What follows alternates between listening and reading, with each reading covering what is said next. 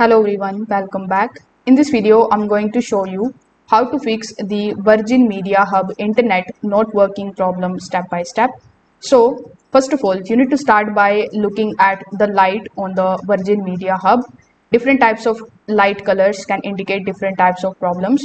For example, if you are seeing a flashing light, it may point to startup issues, while if you are seeing any red light or the yellow light, these can sometimes indicate the connection or the hardware problems. If the light keeps changing the colors for a long time, it means that the hub may be struggling to reconnect to the Virgin Media network. Now, after doing this, you just have to simply check whether the problem affects just one device or the entire network.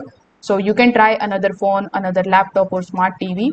If only one device has no internet, the issue may be with that particular device's Wi-Fi settings rather than the hub itself. Now, after doing so, you just have to simply fully restart it as well. For that, you just have to first of all turn off your power hub from the switch, and then you can unplug it from the power and wait for about 60 seconds. Afterwards, you just have to plug it back in and turn it on. Then you just have to simply wait for a few minutes more for the connections to stabilize automatically.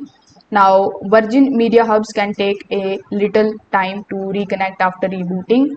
Now here coax cable is also very important. So coax cable, you need to check that the coax cable connected to the hub carefully. If the cable feels loose or damaged, the hub may lose the signal from the Virgin Media's network. So you can tighten it gently and make sure that all the cables are also fully inserted. So you can try these easy fixes step by step and see if the internet connection is now working properly again. Thank you for watching.